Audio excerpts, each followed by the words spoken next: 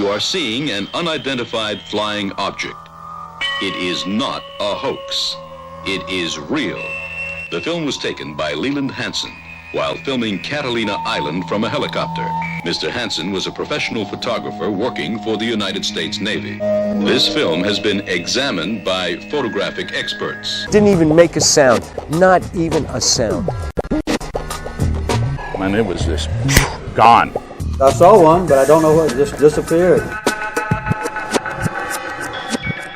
There's nothing to hide. There's nothing to hide at all. I was a part of a United States Air Force cover-up for 18 years.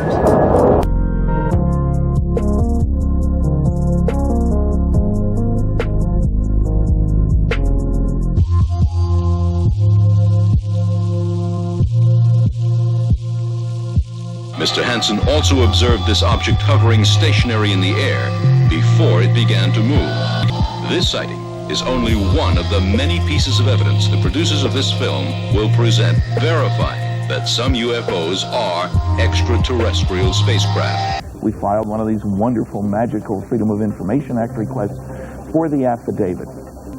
You know, it's not too surprising. There's some blacked out stuff. But then it gets so darn heavy. And it's truly laughable. You're telling me there's no cover-up? 75% blacked out. We will reveal formally classified secret documents which clearly demonstrate that the government has knowledge of the extraterrestrial origin of some UFOs and is trying to keep this fact secret. There is no question whatsoever that agencies of the United States government are withholding UFO information.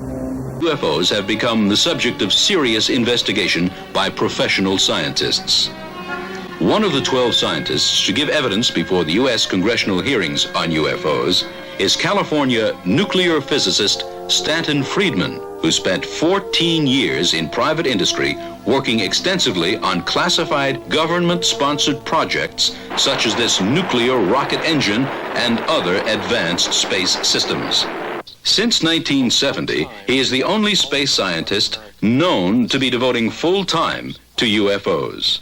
After 21 years of study and investigation, I'm convinced that the evidence is simply overwhelming, that our planet Earth is being visited by intelligently controlled vehicles whose origin is off the Earth. In other words, some UFOs, underlying the sum about 10 times, are somebody else's spacecraft. I'm only concerned with those UFO reports which indicate things of definite size, shape, surface texture, whose behavior clearly indicates that they were manufactured somewhere other than Earth. The kind of behavior that Stanton Friedman is talking about is the ability to go 10,000 miles per hour in the atmosphere as observed on radar and make sharp right-angled turns. Nobody on planet Earth is able to duplicate that behavior. The observation of UFOs is by no means a recent phenomenon.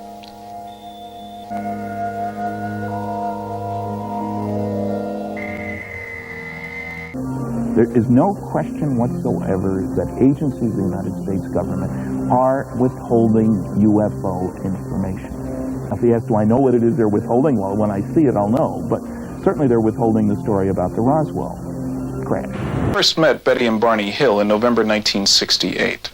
I've spent a great deal of time since then investigating their abduction. I've talked to Dr. Benjamin Simon about his hypnosis sessions. I've listened to the tapes of those sessions.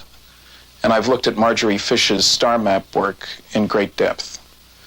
It seems clear to me that Betty and Barney Hill were taken on board a flying saucer in New Hampshire in 1961. Their story must be taken at face value. It's true. Most Americans have never heard of it. The group hasn't published an English translation that anybody can get a hold of. And they seem to be on the trail of saying, hey, you Americans, you're holding back technology that you've learned from flying saucers from your allies. So it's a message to the Pentagon, not to the public. They know the Pentagon knows they're real. So it's an important report for what it says. No other report with names, with people with excellent cases, this is not anonymous reporting now, has come close to taking as strong a stand that some UFOs are extraterrestrial spacecraft.